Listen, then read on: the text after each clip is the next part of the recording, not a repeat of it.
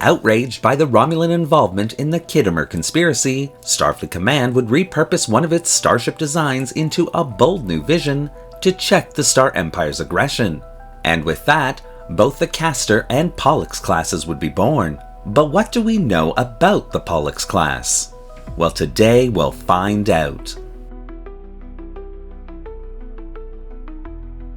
Hello and welcome to another episode of Truth or Myth Beta Canon, a Star Trek web series that dives into the history of any given topic using beta canon sources and my own imagination to fill in the gaps. In today's episode, we're taking a look at the Pollux class to better understand its place in Star Trek history. Please note, this story is a continuation of the one I started in the Castor class video, so if you haven't seen that one yet, you might want to take a moment to slingshot around the sun and soak it up. Also, like the Castor class, the Pollux class was created and kit-bashed into existence by me based on various starship designs from various beta canon sources. So I hope you'll enjoy both the design and the storyline. But of course, because this is just a beta canon video, all information relayed should pretty much be taken with a grain of stardust and only considered a little bit of Star Trek fun. And so with all that out of the way, let's begin. With all its hearts, Starfleet Command believed they needed to find a way to protect the United Federation of Planets and their soon-to-be allies, the Klingon Empire, from Romulan aggression. But to do this, they needed to come up with a quick and easy way to defeat the Romulans' greatest tactical advantage, the cloaking device. Collaborating with the Daystrom Institute, Starfleet's best and brightest starship designers would come up with a clever, never-before-utilized idea, the use of two starships, both with different abilities to combat the threat. The first class would have a focus on its scientific systems, utilizing a newly developed sensor array system, which in theory would be able to detect the presence of cloaked ships, while the second class's sole purpose would be a tactical one.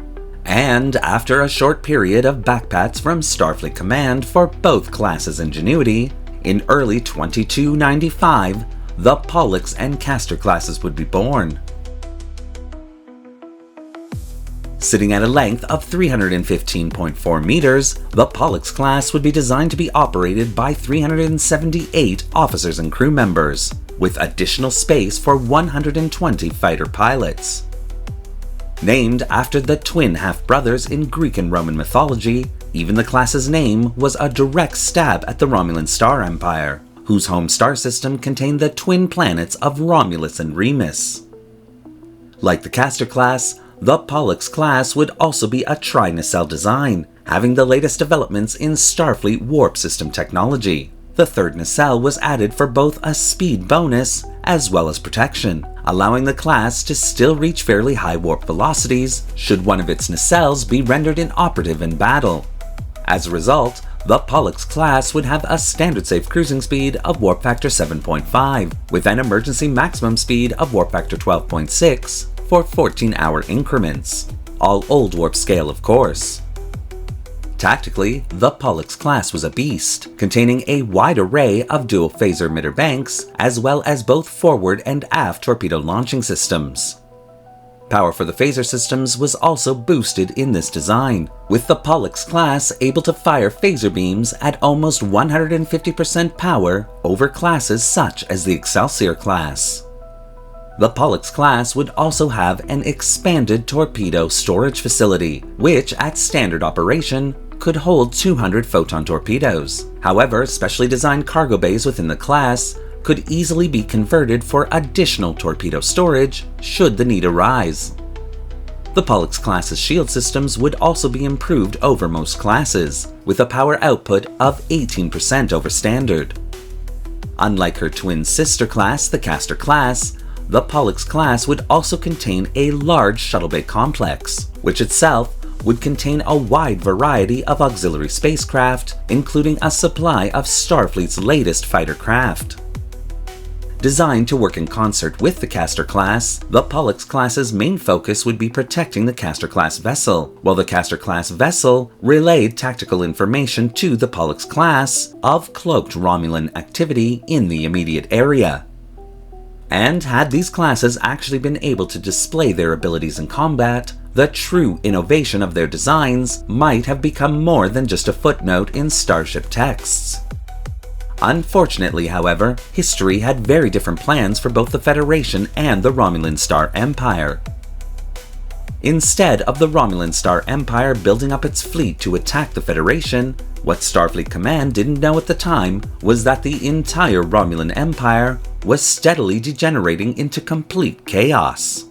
Revolts on slave worlds, the Tal Shiar attempting to overthrow the Praetor, while the Romulan military was constantly forced to turn their weapons on fellow Romulan citizens, would all contribute to that of the Star Empire closing its borders and retreating from galactic politics for almost 70 years. And although on occasion there would be incidents with the Romulan Star Empire, such as the destruction of the Enterprise C, overall, all was quiet on the Romulan front. And so, instead of needing to construct more starships of the Castor and Pollux classes, the Federation Council would instead divert resources from those classes to build starships to aid with the Klingon relief effort. And once that problem was solved, Starfleet Command would instead turn those resources into building new isolinear-type starship designs to explore the final frontier, entering a golden age of exploration for both Starfleet and the United Federation of Planets.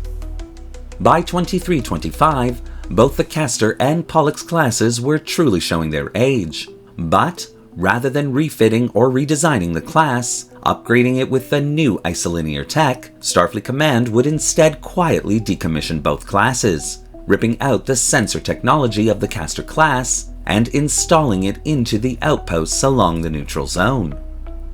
Created as an innovative solution to the Romulan problem, both the Pollux and Castor classes would instead fade into obscurity due to the golden age of exploration taking the forefront in the minds of Federation citizens everywhere, earning these classes their forgotten and unfair place in Starfleet history.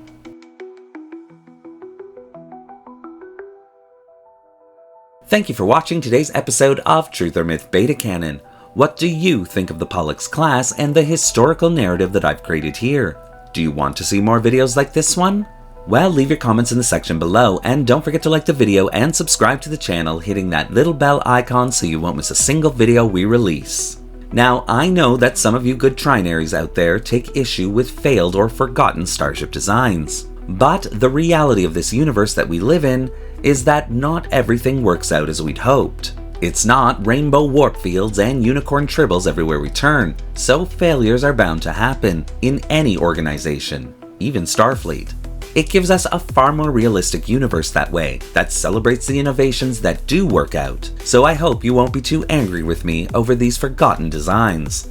Want to help the channel continue to tell tales of long-forgotten starship classes? Then consider becoming a channel member subscriber or a channel patron. Both a major help that allows this channel to purchase resources and 3D models to keep it going. The link to both memberships is in the description below. Thanks again for watching. Jolan True.